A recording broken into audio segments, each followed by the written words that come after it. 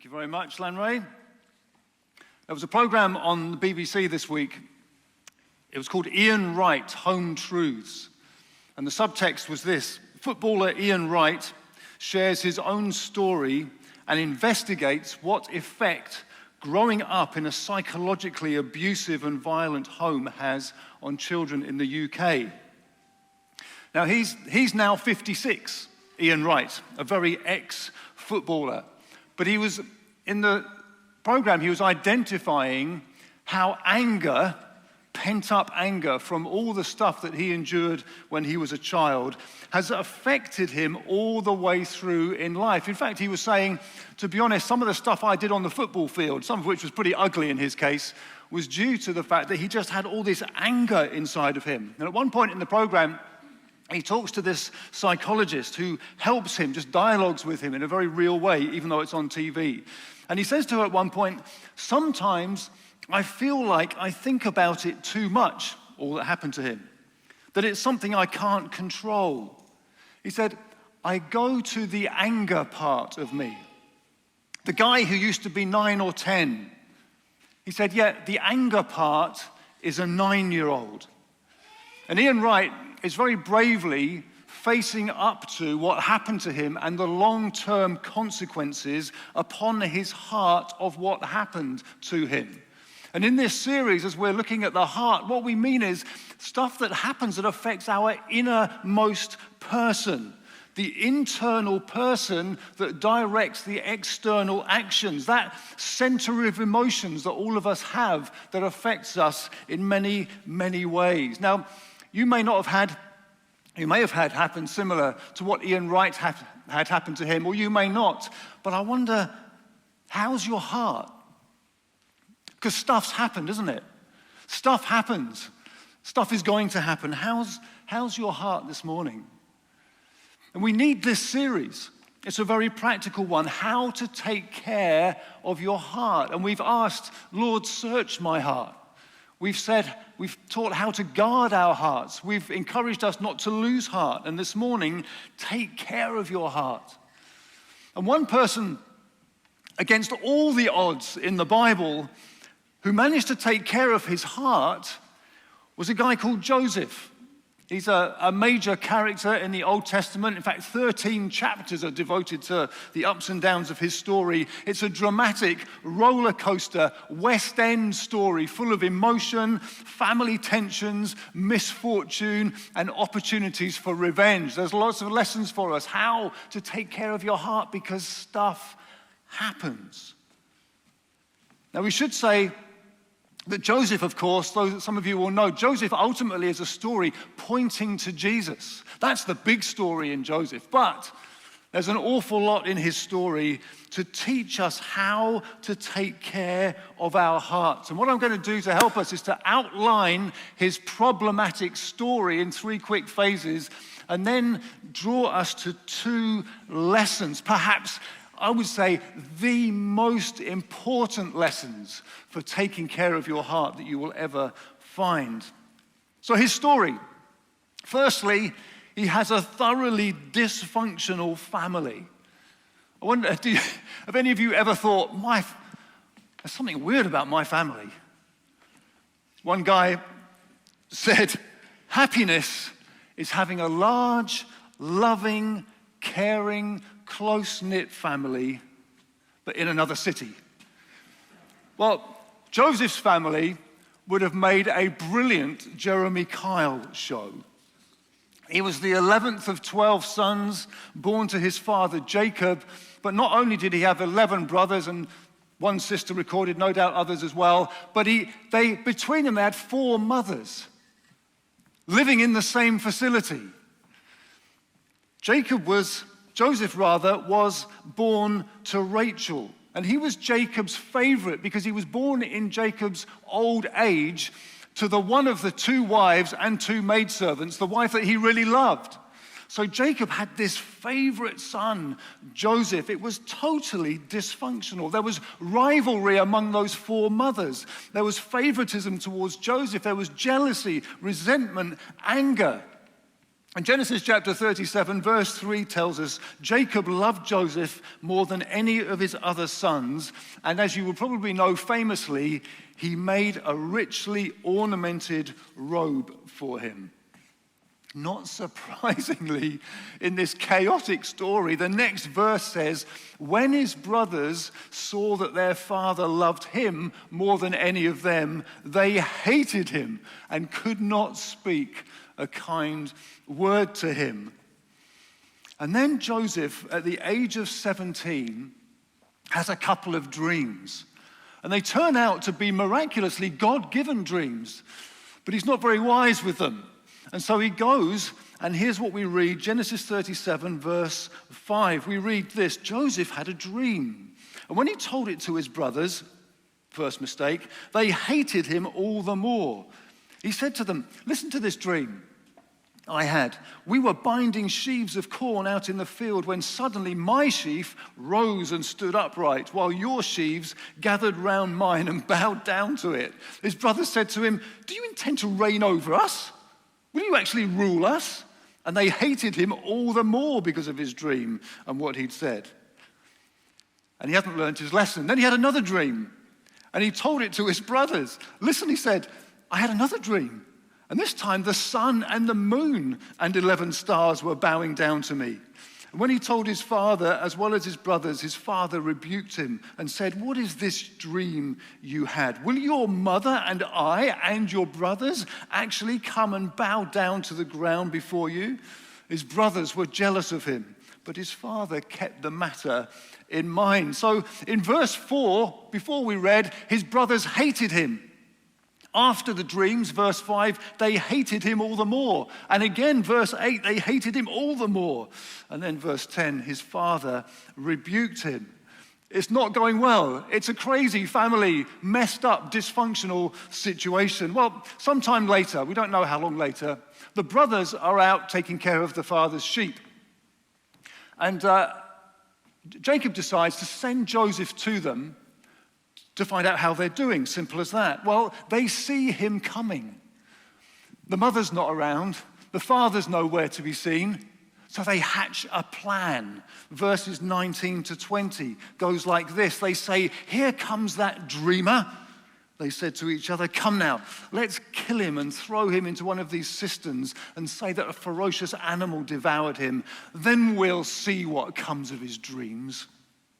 It's going absolutely crazy. Well, Reuben intervenes slightly and says, let's not kill him. He's the oldest son. He's probably representing his father there. He's trying to look after things a little bit. He says, let's not kill him. Let's just get rid of him.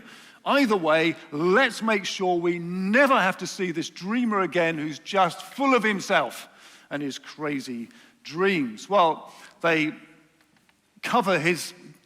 stick Joseph in a cistern. They cover his robe with blood from an animal, take it back to their father and say, Jacob, look, I'm so sorry. Father is so sorry. Joseph's died. And Jacob is utterly devastated. Utterly devastated. Meanwhile, Joseph is being taken out of the cistern by some merchants all the way down to Egypt. I wonder what is going on in Joseph's heart at that point.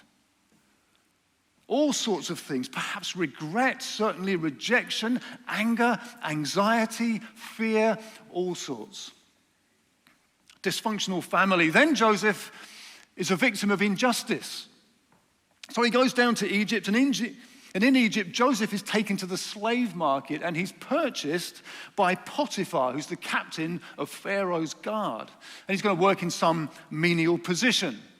But we find out that God is with him. God hasn't deserted him. God is actually with him. Chapter 39, verse 2, the Lord was with Joseph so that he prospered.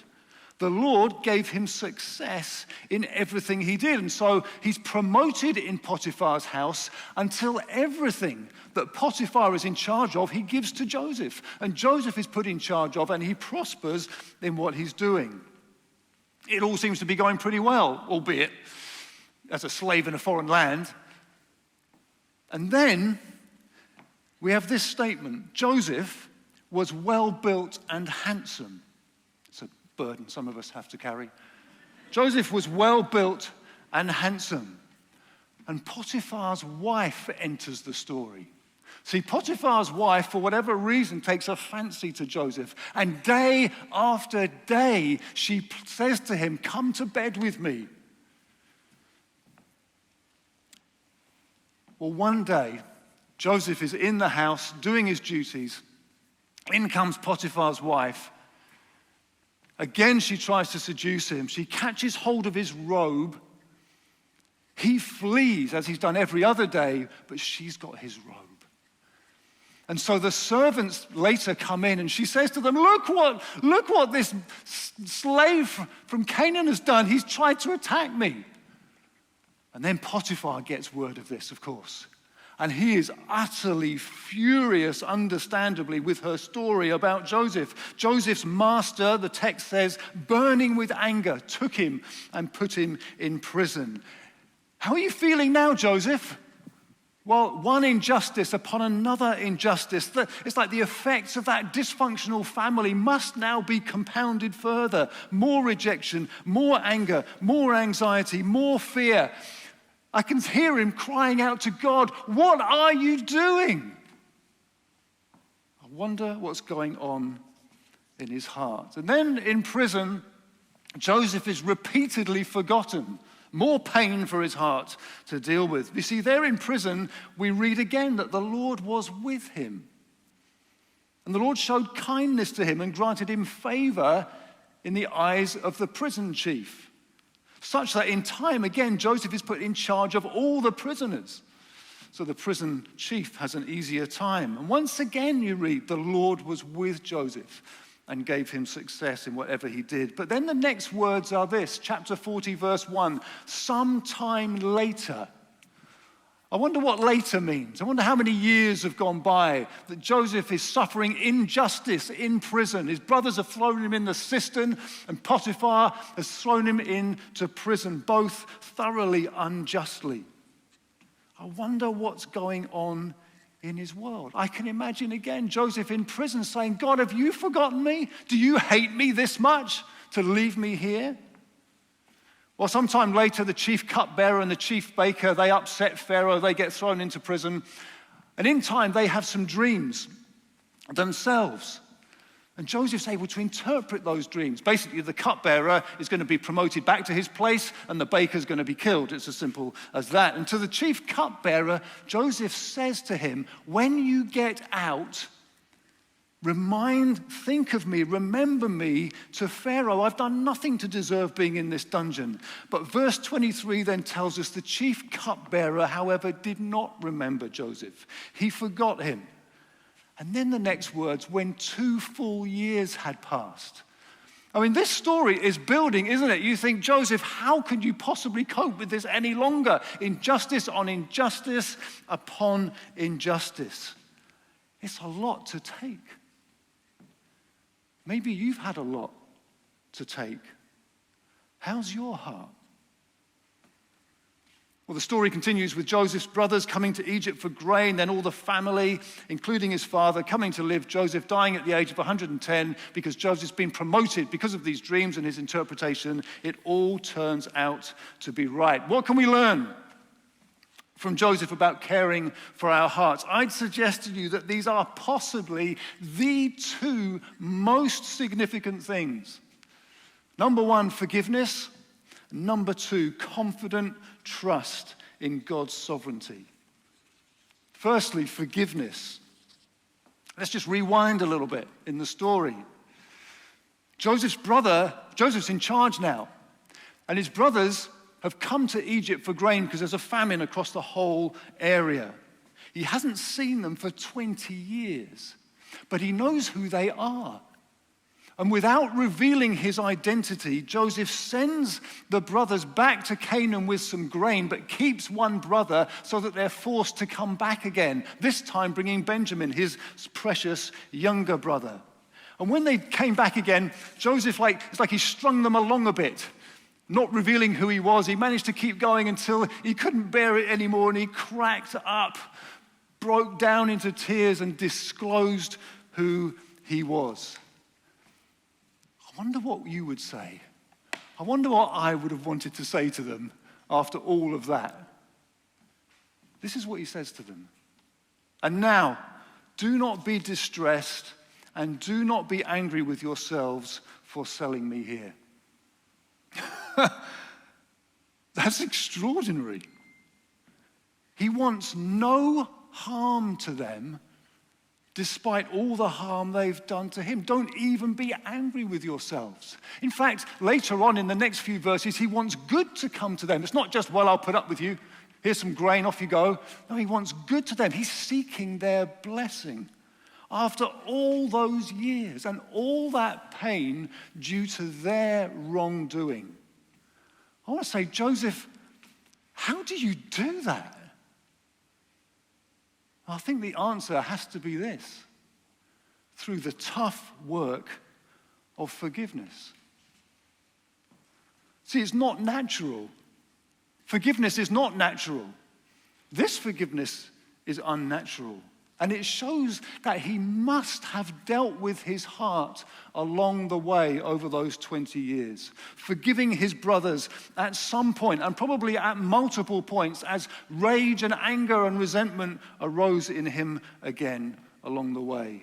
The tough work of forgiveness. Philip Yancey, who's a famous Christian writer, said this about forgiveness.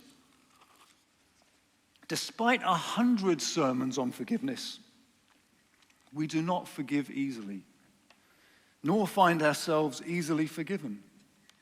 Forgiveness, we discover, is always harder than the sermons make it out to be. We nurse sores, go to elaborate lengths to rationalize our behavior, perpetuate family feuds, punish ourselves, punish others, all to avoid this most unnatural act. But the point is this. The point is this. Forgiveness saves your heart as much as anything from multiplying the effects of wrongs done. You may well have heard this before. Unforgiveness is the act of drinking poison and hoping the other person dies. And it's a really wide-ranging poison, is forgiveness. Speak to any psychologist, any doctor, they'll tell you relationally, physically, emotionally, spiritually, the poison of unforgiveness is so toxic it spreads through everything in your life. It's a little bit what Ian Wright was saying. They talked about forgiveness, the need to forgive his mother that he had managed to do, and to forgive his father in particular. Forgiveness is not forgetting. Forgiveness is not pretending or denying. Forgiveness is not being a doormat to further wrongdoing. It's freeing yourself to move forward, to respond and not just react. I seriously believe Joseph had done the hard work, the heart work of forgiveness, of choosing to no longer hold his brother's wrongdoing against them.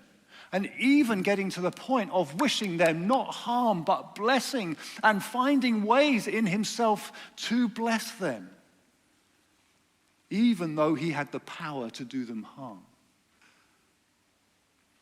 Nelson Mandela is an extraordinary figure in our recent history. I say our, South African obviously, but in recent world history. And the way that he came out of prison after so many years of torture, mistreatment, a bit of a Joseph story in some ways, was utterly remarkable. His authorized biographer, Anthony Sampson, wrote a big book on him, which was great. But in it he said this: he, Mandela, symbolizes a much broader forgiveness and understanding and reaching out. If he'd come out of prison and sent a different message, I can tell you, this whole country, South Africa, would be in flames. He's absolutely right. And then he said this: Mandela knew exactly the way he wanted to come out. I wonder if Joseph knew the power in his hands, and that he knew, and then he decided, this is the way I want to come out. I'm going to come out not holding their wrong against them, but seeking their blessing. I have the power to do that. How's your heart? How's your heart? Whose wrong is God calling you to no longer hold against them? How do you want to come out of this? You might say, that's just too hard. You don't know what's happened. And you're absolutely right. I don't know what's happened. And I don't honestly want to say this is a quick step. This can be a long, painful process. But let me tell you this. Like Ian Wright, and like Joseph would have been, without forgiveness, you will remain trapped, shaped, squeezed, molded by others' wrongdoing. You might need some help. You might need to find a trusted friend to help you with that process. Forgiveness. The second most significant matter in taking care of your heart, I honestly believe, is this: confident trust in God's sovereignty. Let's go back to the story. So Jacob and the whole family moved to Egypt, and it's a bit like a happily ever after story. They're hugely blessed. But eventually, of course, Jacob, the father, dies, and the brothers have another moment of worry. You see, with the father dead, Joseph might at last turn on them. This is what we read instead. So his brothers came and threw themselves down before him in fear that he might, with all his power, now turn on them. "We are your slaves," they said. But Joseph said to them, "Don't be afraid. Am I in the place of God? You intended to harm me." He's not avoiding the facts. "But God intended it for good, to accomplish what is now being done, the saving of many lives. So then don't be afraid." And again, he's looking to bless them. "I will provide for you and your children." And he reassured them and spoke kindly to them. Again, I want to ask the question, Joseph, how do you do that? And you do that. He was able to do that. And again, this would not have been simple. But the text tells us, because he was supremely confident that there is a greater reality behind the reality. That what has happened, however unpleasant, however unfair, and it was, however wrong and it was, has been permitted, or in this case, orchestrated by God for greater good. Because God is sovereign. God is supremely wise. God is trustworthy. And God has never slipped up in the story of Joseph. Confident trust in God's sovereignty saves you from the poisonous effects of rejection, of anger, of anxiety and fear, because it allows your heart to be at rest, to find peace amid the questions. God's sovereignty is the anchor of certainty on the stormy sea of mystery, questions, and confusion.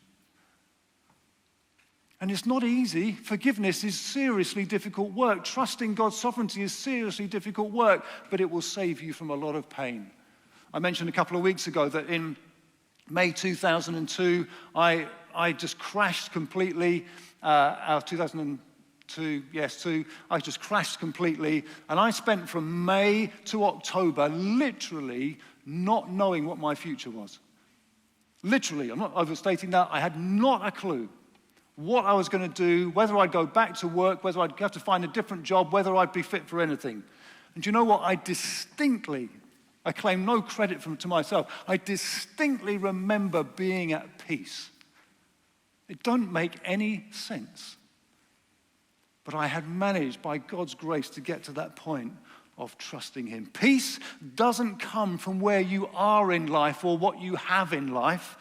Just ask Bill and Melinda Gates this week. But from how your heart is with where you are in life and what you have. And I believe Joseph had got to a point of trusting God's sovereignty in the middle of the story. See, it's all very well to look back on Joseph's story and say, well, look, it came out fine, didn't it? Of course he would trust God's sovereignty. But I'm not talking about the end of the story. I'm talking in the middle of the story. I'm talking in prison. I'm talking even perhaps on the way to Egypt. I mean, perhaps even when Potiphar's wife is accusing him. He trusts the sovereignty of God. C.H. Spurgeon said this. Spurgeon's always good for a quote.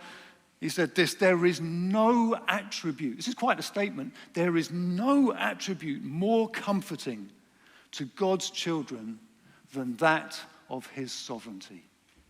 Can you rest in that? In his sovereignty, that God still rules, still loves, is still in charge, despite every question that you may have remaining. God's sovereignty keeps me from having to solve everything. It keeps me from being a victim of fate or my own mistakes or the wrong done to me. Here's what I'd like us to do as we finish. You may have a situation you're facing. You may have a past that's dogging you. And if you're at home, you can do this for yourself. If you're in the room here, here's what I'm going to ask us to do. I'm not going to force anybody to do anything, but I'm going to ask you to do some business with God this morning for the sake of your heart. And it's this. You might say, I know I've got to forgive this person. It might be yourself. It might be someone really close to you. It might be something from way back you've never really faced, like Ian Wright had never really faced. In a minute, I'm going to ask you, if that's true of you, I'm just going to ask you to stand. And the reason for asking you to do that is just so you do something and begin to talk to God, because it's going to take a step of courage. Or you might be facing a situation and you say, my heart is in a bit of a mess, and for you it's this. It's God's sovereignty. I will rest on it and submit all my questions and mystery to that certainty that God is in charge. And again, I'd just like you to, where you are in a moment, just to stand, just as a way of doing business, doing something, because that's going to take some courage. Holy Spirit, please, you've been with us. Come and help us get to a point of doing business with you here this morning. I ask, Lord, you'll remove shame from this room. I ask, Lord, that you'll remove any fear from this room. And I say, Lord, will you help us to do business with you? May this be the start of a new step forward for many, I pray. So without any pressure to you, but I want to urge you to do business with God. Perhaps if either of those you need to take a step on, will you just stand where you are? If you're at home, make your own response. I'm sure there are many. Please don't be afraid. And when you've stood, will you please just talk to him? Be real with him. Tell him, God, this is where it is with me. He knows anyway. He loves you. Talk to him. And then stop talking and receive his grace.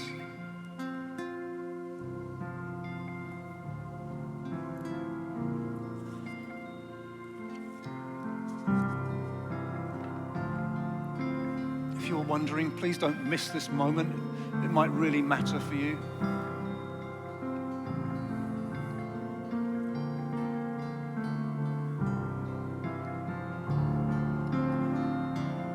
Whichever of those two is true for you, take the first steps.